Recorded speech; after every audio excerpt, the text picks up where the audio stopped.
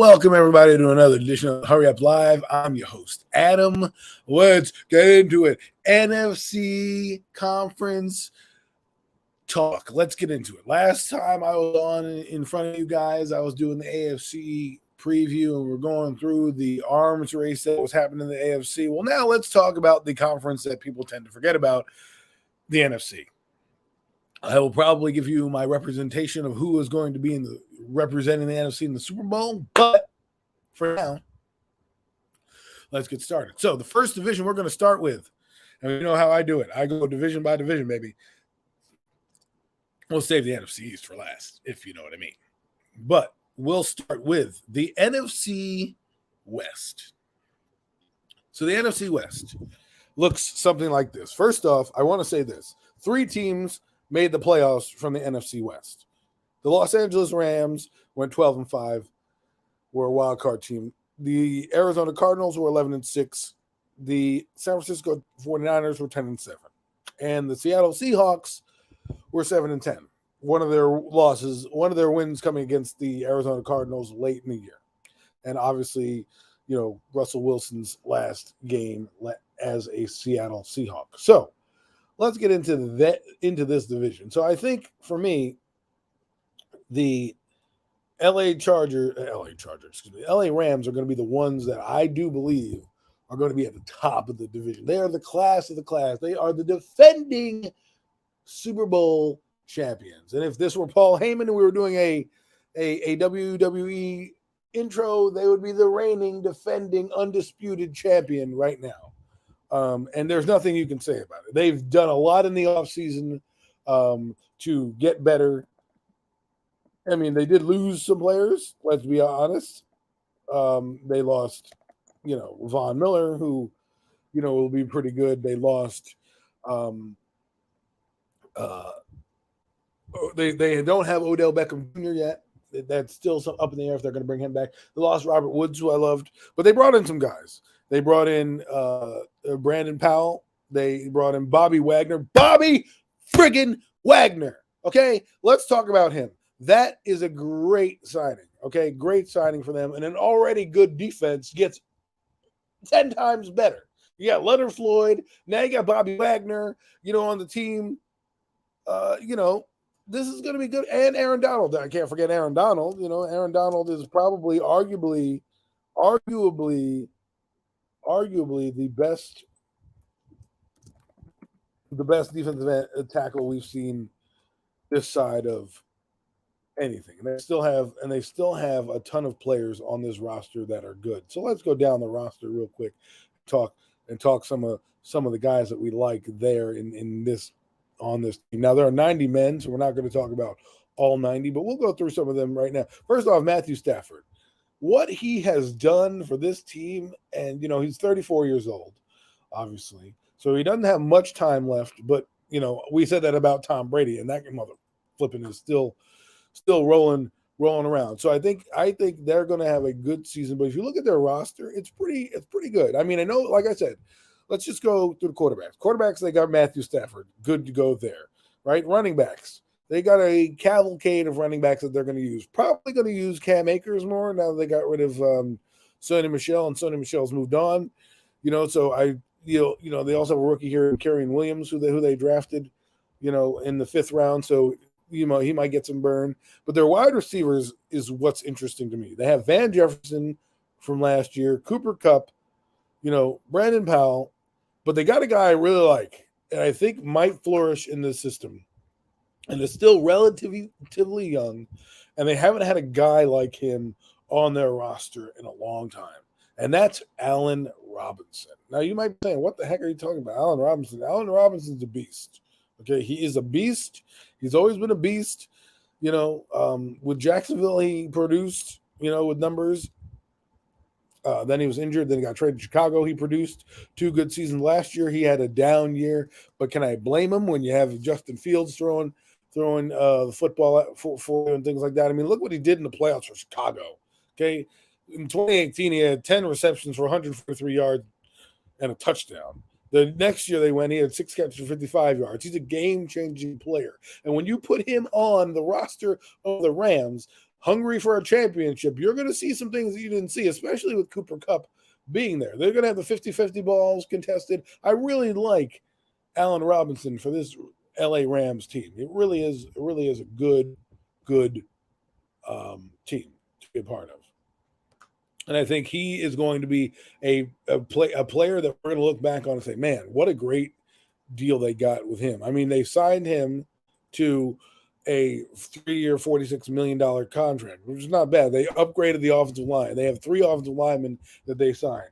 You know, Coleman Shelton, 2 years, $3.2 million. That's probably just a bargain basement deal. Their center, Brian Allen, $3 million for 3 years for $18 million. And then Joseph Noteboom, who basically is taking over for Andrew Whitworth, 3 years, $40 million. So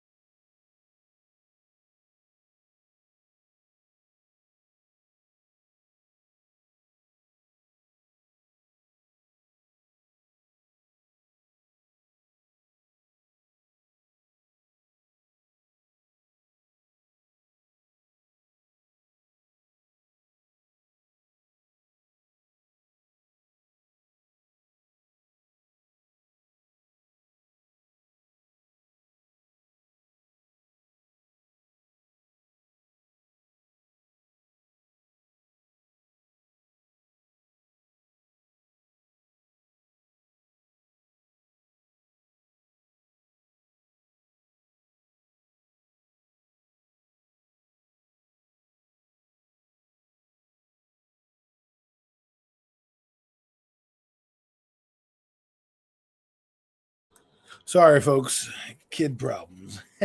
Anyways, get back to what I was saying. Allen Robinson is a good player. I think the Rams have done a good job with him and getting him and bringing him up and bringing him in. I think that's a great acquisition for their defense of a championship. Now let's see if they make it through. Now, tight end, they have Tyler Higbee, who in the 3rd round pick out of Kentucky. I think he's I wouldn't say a dominant tight end in the league, but he's very respectable, very reliable player. His best season was in 2019 when he had 734 yards, and last year he had 5 touchdowns. He was a bit of a red zone target. He's a solid tight end that you can build around in this team. But if you were really to go into their defense, and let's get into the defense a little bit. Right, first off, I want to look at their defensive line. Okay, you've got a lot of guys here. Aaron Donald plays defensive tackle. And this is crazy because they have a nose tackle. So they kind of play a hybrid kind of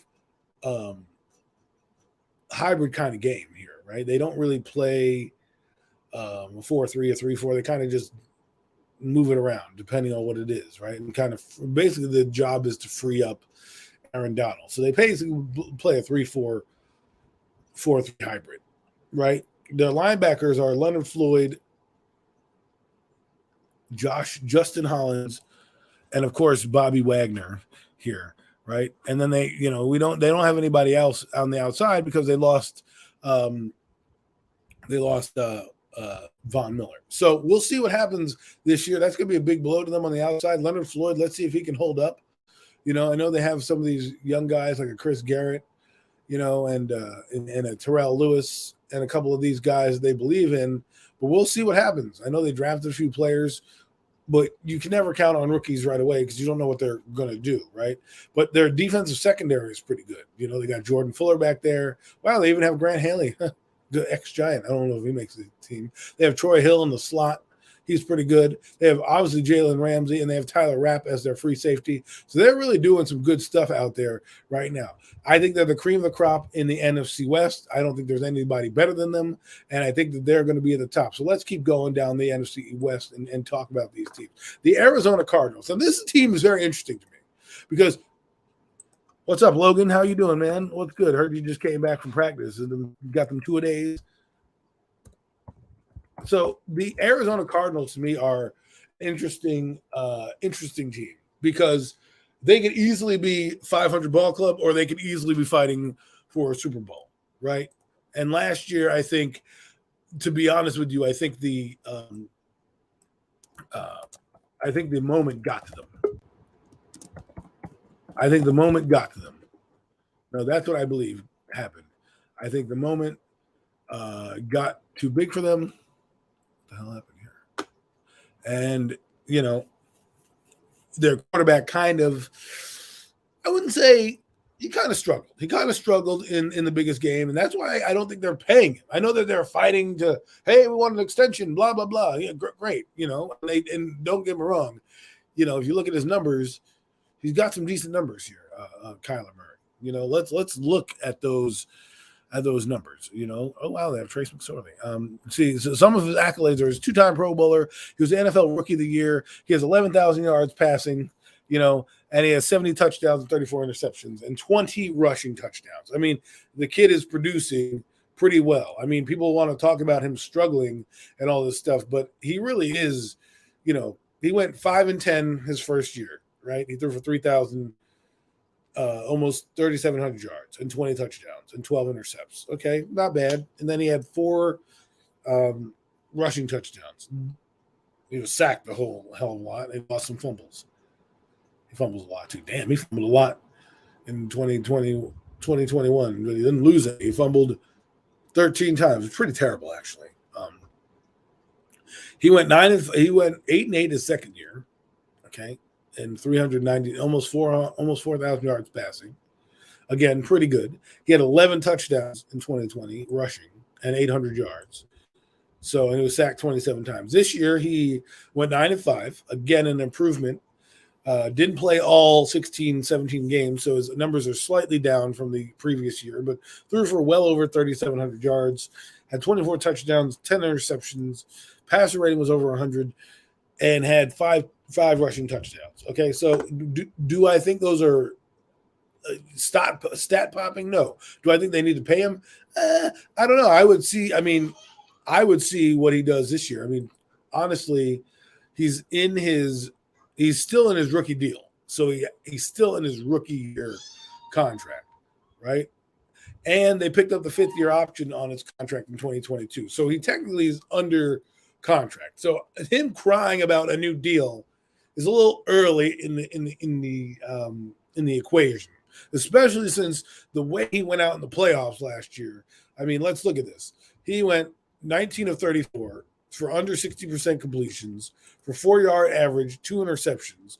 He got sacked twice, and he ran for 2 yards. Those are abysmal numbers for a rookie quarterback. Now, he was playing the LA Rams, which is fine, but those are not numbers that you want to, hey, let me give you, $100 million and pay you like one of the elites of the elites.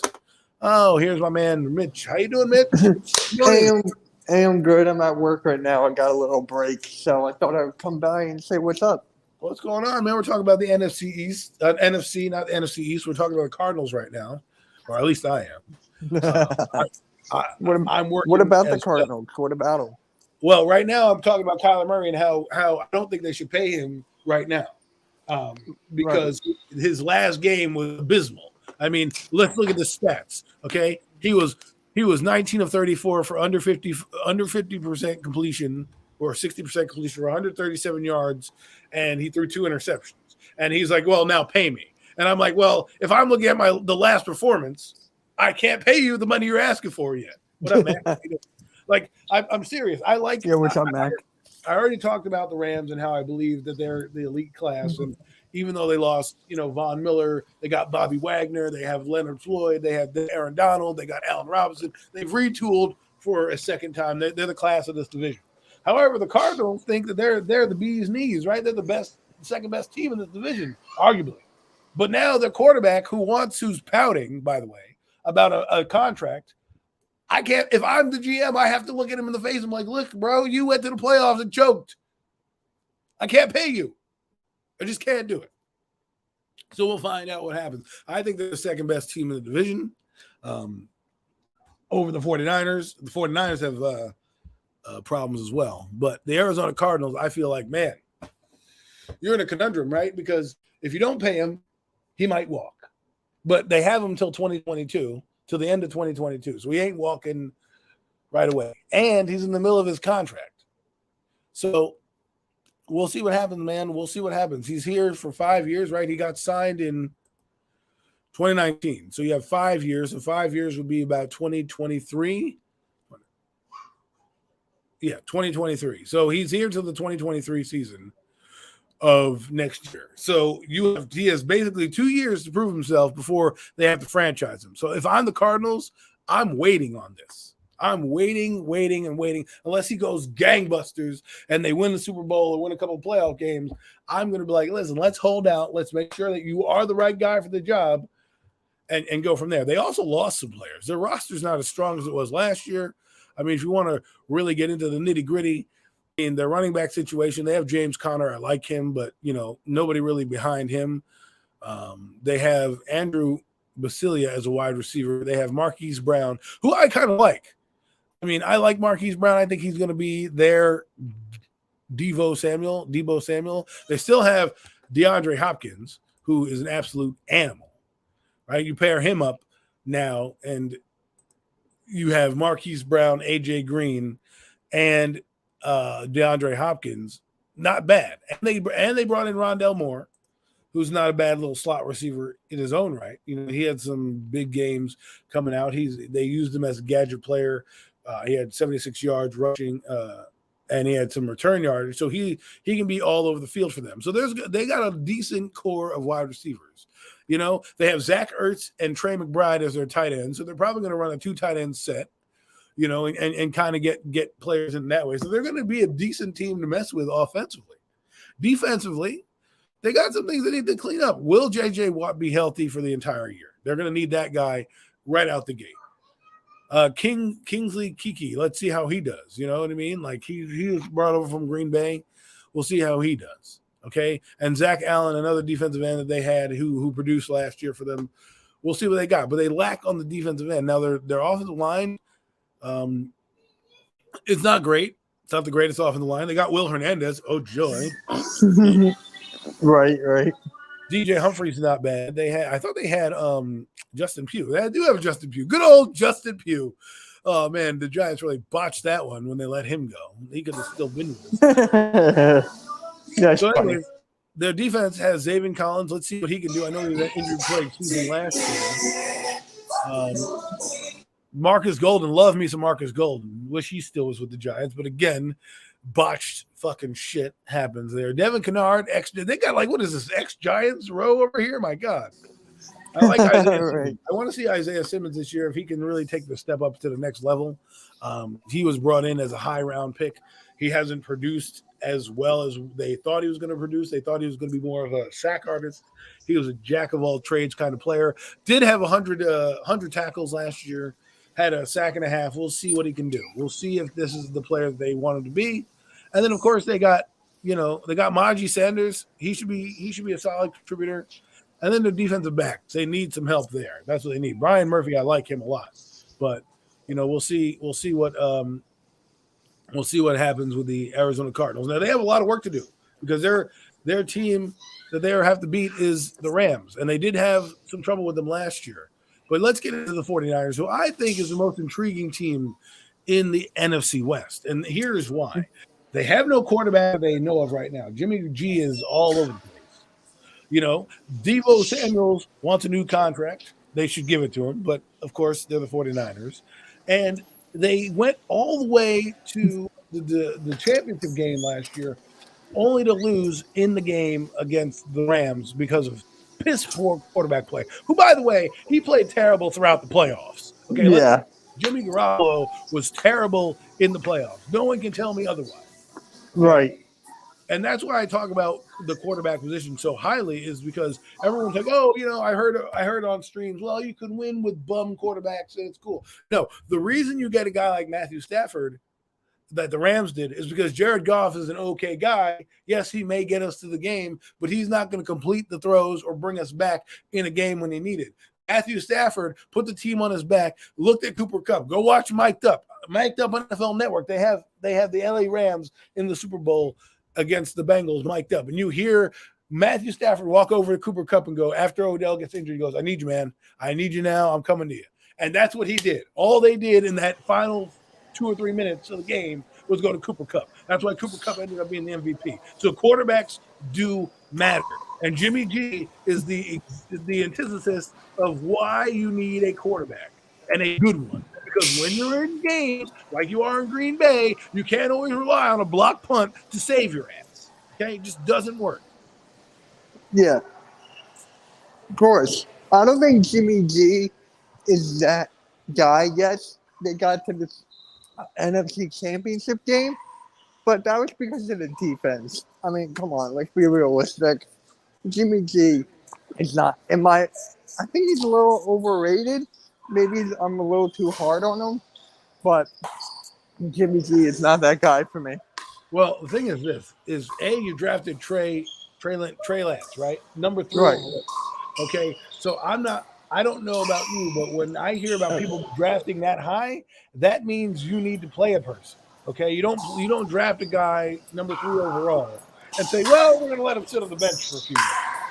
You don't do it, especially since you told us how good he was. Now you have Jimmy G, who, by the way, his numbers are pedestrian. They are game manager numbers, which is fine when you have a decent defense. He had 20 touchdowns. Okay, let's see what his rushing was. He had 3 rushing touchdowns, probably QB sneaks. Okay, Yeah. Threw 20 touchdowns and 12 interceptions. Those are pedestrian numbers. And then when he gets to the playoffs, he has under 60% completions. He threw more interceptions than touchdowns, and he didn't have that great of numbers. Okay, he had 535 yards in there. Okay, and so for me, that tells me all I need to know about him. He's not the guy I need to lead a team back. And I don't care what anyone tells me about Daniel Jones, and he can end up being Jimmy G. And we'll get to that in a minute. But when you have a quarterback, you're always in it. Like I watched Pat Mahomes in the America's game, and one of the radio announcers goes, as long as we have number 15, we have a chance. I'm not saying that with Jimmy Garoppolo. Yep. I don't think anyone is. Whoever is probably like a delusional 49ers fan who just wants the best for them or wants to. I hear you, man. I hear you. Where are you working? You work at a gym? I'm actually on break, so I'm walking a track right now. Oh, I hear all that craziness. That's cool, man. Yeah, they're playing racquetball. Racquetball. They're playing racquetball below me. That's kind of cool. Yeah, that's kind of cool. Interesting. I'm not big into racquetball. My dad's cousin is. I'm not. Well, there's a little insight to what Mitchell is doing where he's at right now. So people, if you hear the craziness in the background, it is Mitchell doing what he's doing best, working and talking at the same time. I'm walking a track to get my steps in. Get your steps in, Mitchell. Get them in. Because I was sitting down for like majority of my shift. So for me, this is my second lap. I work from home, so I'm constantly sitting in different rooms. Yeah, my dad's actually a doctor, so at work he has a standing desk. Nice. So yeah, he's gonna get one at home too. So I need that, a standing desk. They help the blood circulation. Anyways, moving on to the next team in the NFC West, a team that is in flux right now, and will be probably a bottom feeder depending on who their quarterback is, and that's the Seattle Seahawks. Now, I love the Seahawks. I love what they've done over the years. They've been, if you want to talk about a team that's always been fighting for playoffs, it's been them. Since 2013, since they inserted Russell Wilson into the starting lineup, they've been in the top of the division or always in the playoffs, giving you classic games against Green Bay, winning a Super Bowl, going back-to-back Super Bowls, right? Losing one and winning one. So, winning against Denver, losing against the Patriots. They've had a great run the last decade. So now it's time to find out what Pete Carroll really has on that team and what he can really do. Because I don't think Drew Lock is that good, to be honest with you. I'm right there with you. That's why he's like number 30 on my quarterback list. I would have put him at 35. Made it on my list To begin I don't know with, how I put him ahead of Sam Darnold. yeah, no. You now you can put Baker Mayfield. Sam Darnold's not making your list anymore. So, Yeah, I know. Now but I got to put Baker Mayfield in there. yeah, Try to Baker. figure out where to And put when we him. get to Carolina, because we're only on the NFC West, and we'll get there. But look at this roster. This quarterback roster is Jacob Eason, Drew Lock, and Geno Smith. I mean, come on. They have Rashad Penny. I mean, they're going to be decent. They have Kenneth Walker. I like him a lot. Liked him out of the draft. Marquise Goodwin, he's bounced around. We'll see if he can resurrect his career. They still have Tyler Lockett and DK Metcalf. But if you can't get him the football because your quarterback stinks, that's a problem, right? And their offensive line has been in flux. I mean, it's funny because they made some moves this year to get some guys from the offensive line in as soon as, your quarterback leaves, but he wanted to leave anyways. He probably should have left last year, but hey, that's a talk for another day, right? We already talked about him. Their defense, they're gonna be a pesky team. I don't think they're gonna win more than 7 games that they did last year. Heck, if I'm Pete Carroll, I'm probably not winning more than 7 games because I want a chance at one of these quarterbacks coming out, especially since there's going to be a couple in your wheelhouse that will be in your area since the Pac-12 is going to be packed this year. With different teams, you're going to see a lot of quarterbacks over there, and they may have one now. But nowadays, you can get a quarterback wherever you want. You can get one via trade. You can get one via, the draft. There are multiple. This is not the 1980s, and I was thinking about this recently. Normally when you draft a franchise quarterback, he's supposed to stay with his team forever. But thanks to free agency and Joe Montana, I'll say Joe Montana. Because Joe Montana being let go and ending up on Kansas City or traded. Hey, I'm back. My dad called me. I'm good. I'm back. Oh, good. Excuse me. When Joe Montana was let go by the 49ers, okay, and traded to Kansas City, I'm just making sure that was true that he was traded, right? Ready to play quarterback. Yeah. So he was traded to the Kansas City Chiefs or signed to the Kansas City Chiefs in free agency. 1993 is when free agency happened. I never thought in my day growing up watching football that I'd ever see Joe Montana leave the 49ers. But, Steve Young came in. They were looking to go in a new direction, and he left. And to me, that was the start of quarterbacks leaving their teams, right? Peyton Manning ended up on a second team. Tom Brady has ended up on a second team. Matthew Stafford has ended up on a second team. A lot of these guys in the tail end of their career has been in the second team. Now, they gave their teams a good decade of play. Unfortunately for Matthew Stafford, his team was terrible. But it's not out of the realm of possibilities anymore to think that your starting quarterback may not be your starting quarterback for a long time. And especially now with the evolution of the run and the running quarterback, you're going to need more than just one quarterback these days. And if you're Seattle, you ain't got nobody. You got bums out there. Jeff, man, the link is in the Twitter chat if you want to join on. Mac, guys, thank you for the very few of you listening this morning. I know, the hurry up is early morning shows for the early risers, and a lot of you guys are late rising people, and I get it. But you know what? I had some time between work. Work seems to be doing okay for me. So, unless something urgent comes off right now, which there is nothing urgent pending, we will keep this rolling. And I might run away to go get my charger, but you'll know. Oh, Mitch is back. Did you fall off the stream, Mitch? I'm sorry. I'm good. I lost connection. You lost connection. Girl, come on, Mitch. I'm trying to run a program here, and you're off connection. So we're hey, my place is bad on Wi-Fi. Hey, that's that. You need to go talk to management. So moving on from NFC West, I think the Rams are going to be number 1, Cardinals 2. 49ers will be actually, I'll go 49ers 2, Cardinals 3, and Seattle 4. Okay. And that's a bold prediction right there. Yeah. That's because the Arizona Cardinals and San Francisco are basically an even matchup. Yep. The Rams are there. So right now, my top team going to the playoffs from this division, at least one so far, as we go through this NFC East preview, is the Los Angeles Rams. So keep that in mind as we go through. I think only 2 teams are going to make it from the NFC West, not 3. But we'll see. So I'll put in the Los Angeles Rams, and we'll go with the San Francisco 49ers. Yep. All right, the NFC South. Here is the crazy one. Last year, the Buccaneers went 13-4. I guess they're including that playoff. They're not including that playoff loss, but 13-4. 9-8 were the New Orleans Saints. They basically got eliminated last week of the season. Atlanta Falcons, who people think stink, surprisingly went 7-10 for a team that was rebuilding. Okay, that is pretty good. I know it's not much, but they beat the Giants. They've beat some teams. They've retooled at quarterback. They've retooled on offense. And then you have the lowly Carolina Panthers at 5-12. Now, let's talk about the shit show that is the Carolina Panthers. Okay, first off, I want to start with this.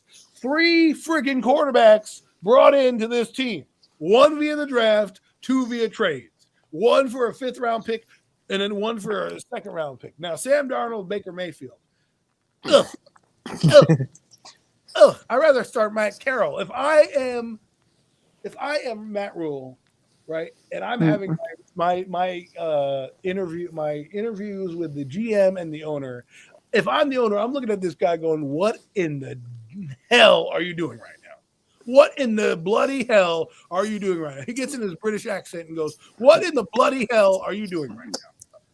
Oh, well, boss, I brought in 3 quarterbacks. I have, guru that is Ben McAdoo to coach these guys up. But if you look at this roster, let me just go down real quick.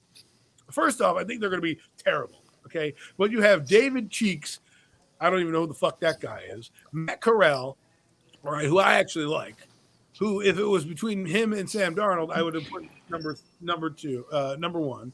PJ Walker is still on your roster. Who, by the way, Rule happens to like a lot, but has been given the raw deal just because he's PJ Walker and he was an undrafted guy. He's 5'11". He's not the best player. And then you have Baker freaking Mayfield. And if anybody thinks he's not going to start, you're out of your mind. He's going to be the starter. Okay. I don't want to hear about Sam Darnold. All right. I had somebody on another podcast. He probably is not listening. His name is CJ. Tell me how good freaking Sam Darnold was. I said, well, he had Adam Gase. It wasn't really that good. No, it was all Adam Gase. Couldn't be Sam Darnold. I mean, Sam Darnold's one good season was in 2019. One good season. Other than that, he hasn't thrown for over 3,000 yards in his career, has only had 1 season of over 60% completion ratings. All right. The guy is terrible. It's over for him. He should be flipping burgers at Burger King. Career backup. Okay. I can't believe I thought the Giants should have drafted this guy.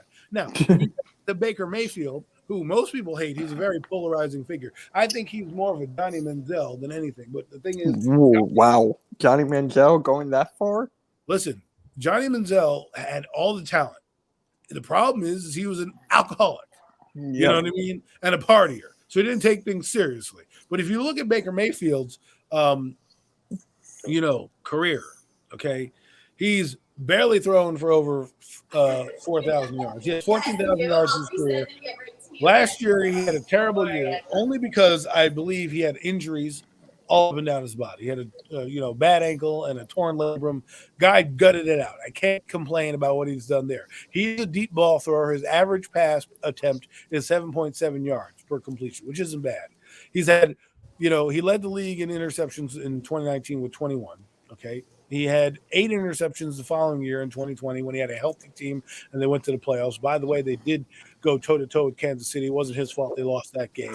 And then last year was a tumultuous season. And, of course, they brought in Cleveland, they brought in the best quarterback we know, who, obviously may not play, depending on what the NFL will do, Deshaun Watson. So he was kicked to the curb. Now, I wouldn't have went to Carolina, personally.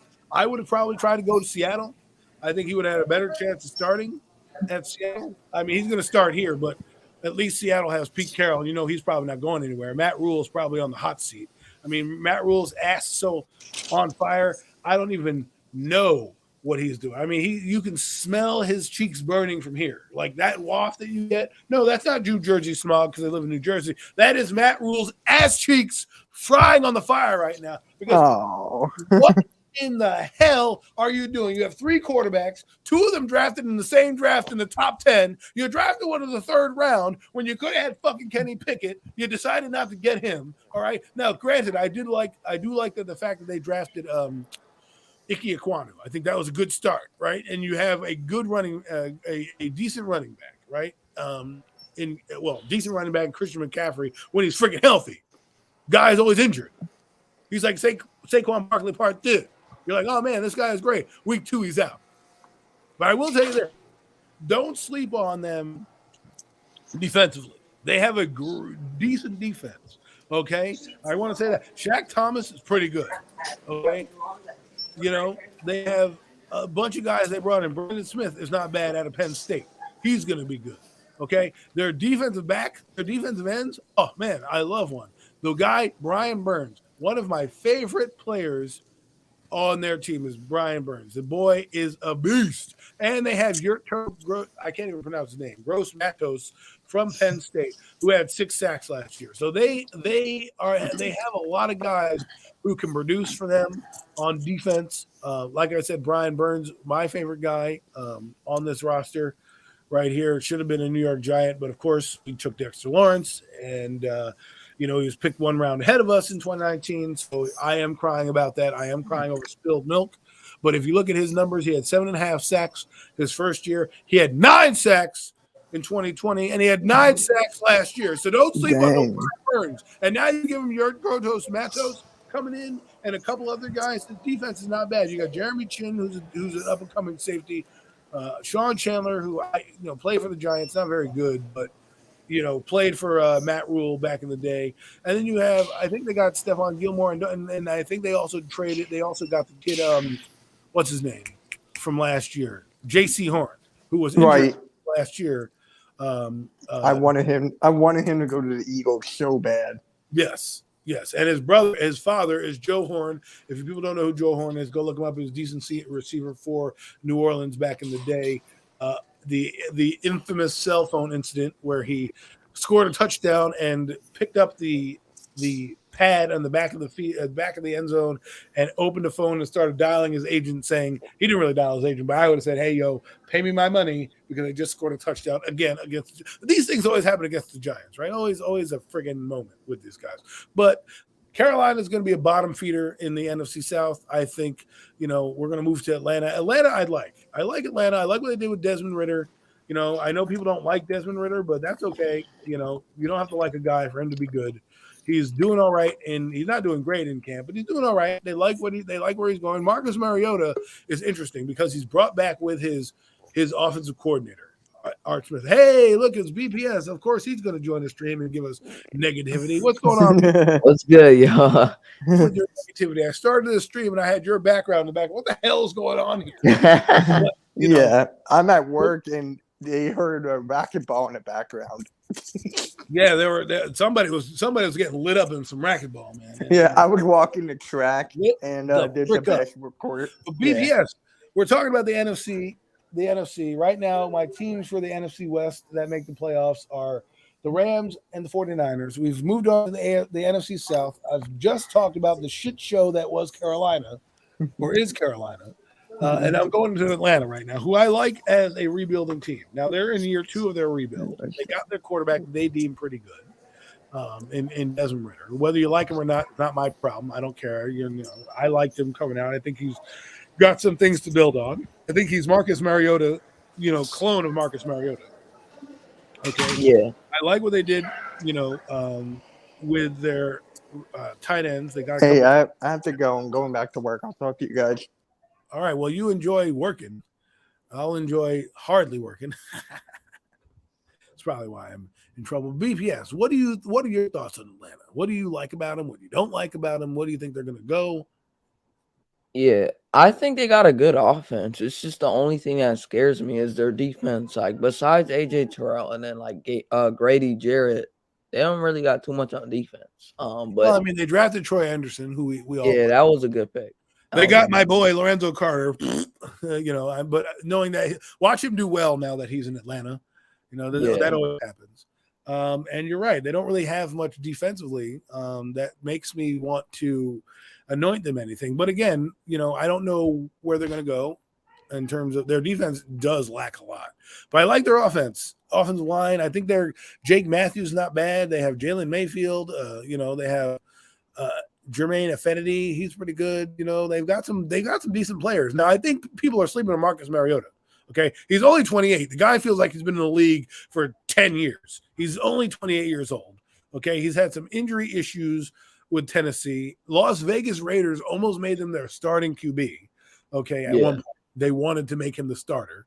Okay, and last year they brought him in because they knew that he could run the RPO better than Derek Carr. So they brought him in for some RPOs, and now you're bringing him into Atlanta again with his offensive coordinator that he had, Arthur Smith, in Tennessee, where he had some of his good years in Tennessee. He just was injured. That's why they brought in Ryan Tannehill, because you look at it right now, Tennessee 2015, 12 games started. Tennessee 2016, 15 games started. Okay, he had 26 touchdowns and 9 intercepts. He had 348 yards rushing and 2 touchdowns. 2017, 15 games started.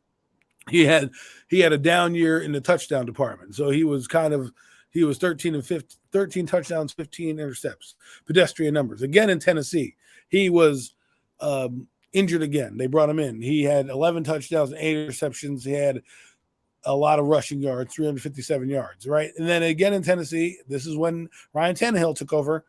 He was 7-6. They were 2-4, and he had 7 touchdowns with 12 interceptions. Okay, so he got injured. They brought in Ryan Tannehill, and the rest is, as they say, history. Now he came into Las Vegas, and they really liked him coming out, and he had played some decent games. The one game he did play, he had 226 yards, and then the other game he played, he didn't throw a pass because Derek Carr came out and blasted him. And then in the playoffs, he had 63% completions in his 1 year of the playoffs. He threw 459 yards, 4 TDs, and they won 1 game. So he wasn't terrible. Okay, so he's not a terrible quarterback. He just is unfortunate. He's on that kind of game manager level for me. He's not bad, but he's not really good. Was he the best pick in the 2015 draft? Hell no. But hey, he's with his offensive coordinator that he did well in with. I think we got to give Marcus Mariota some credit. I still think they're going to be third in the division, behind New Orleans and Tampa Bay, which brings us to New Orleans, who at 9-8 last season was fighting for the playoff last year. What is your thoughts on New Orleans? New Orleans definitely improved a lot this Keep the stream offseason. going. And before Jameis Winston got hurt last year, they were like 5-2, and then after that, they lost like 6 more games.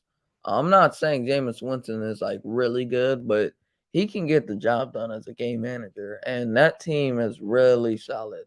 All Jameis Winston needed from when he was with the Bucs is a guy that can teach him how to be not too risky, and he went to Sean Payton and he learned that. And that's why they were winning 5 games at the start of the season. And they were doing really good. It's just that up until the point he got hurt, that kind of sucked for him. That was a bummer. But the team definitely improved this offseason. Jarvis Landry, Chris Olave, Mike, who can't guard Mike, might come back, and Michael Thomas. And then you have pieces like Alvin Kamara. And they also added Marcus May on the defensive side. So they have a lot of pieces on that football team. So I can't wait to see how they look this year. There's a comment by my good friend Mac and my co-host of the NFC East Roundup, coming to you live Wednesdays, starting July 20th will be our training camp preview show, and we'll be weekly from there on out, giving you updates. He says, New Orleans is winning the division. You heard it here first. And you know what, Mac? I can't blame you on that one because they did beat Tampa Bay twice. Yeah, they did beat them twice. So they have Tampa Bay's number, and I wouldn't be surprised. But you can't put Tom Brady. I can't just agree with you there because Tom Brady is still in the division. If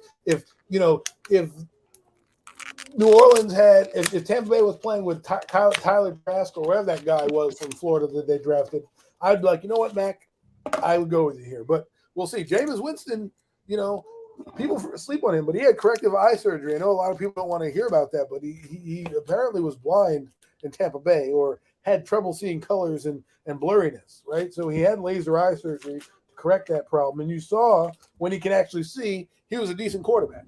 So I can't say Mac is entirely wrong here, but you heard it here first on the Hurry Up through chat. Mac believes the New Orleans Saints, how about them Saints, are going to beat the Tampa Bay Buccaneers, which brings me to the Tampa Bay Buccaneers.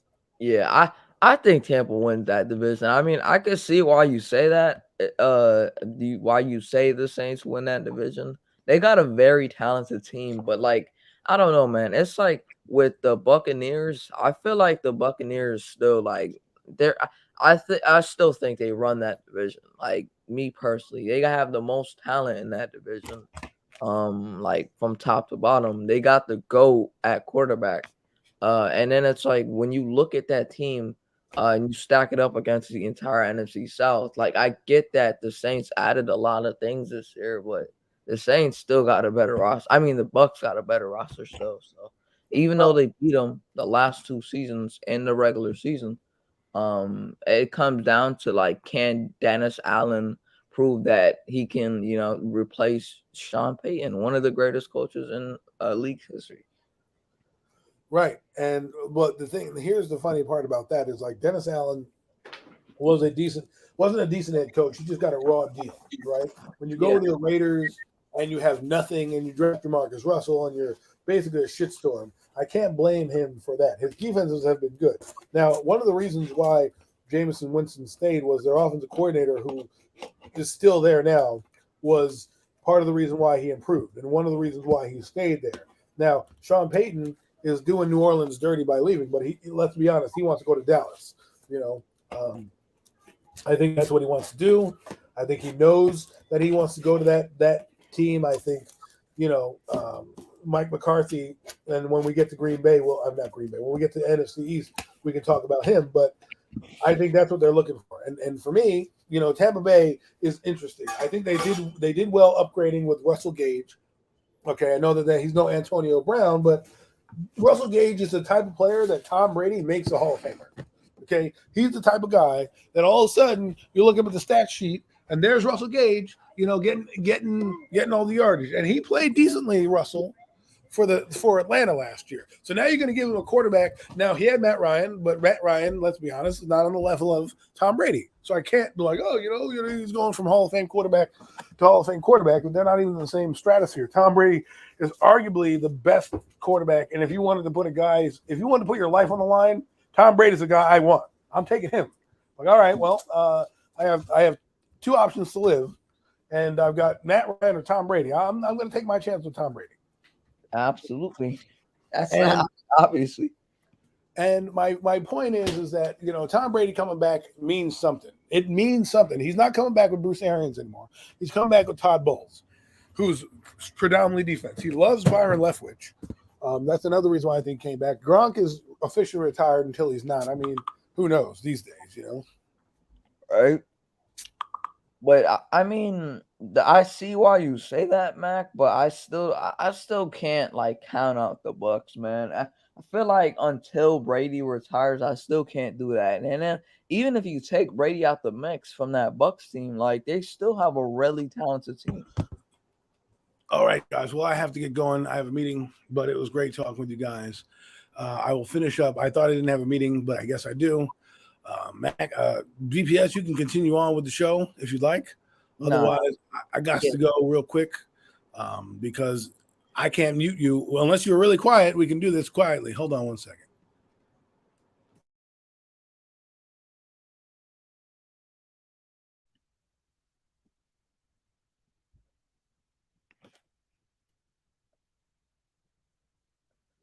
All right, Adam, I'm gonna head out, bro. Y'all have a good day in the chat. Y'all have a good, safe, blessed day. I'll see you guys later.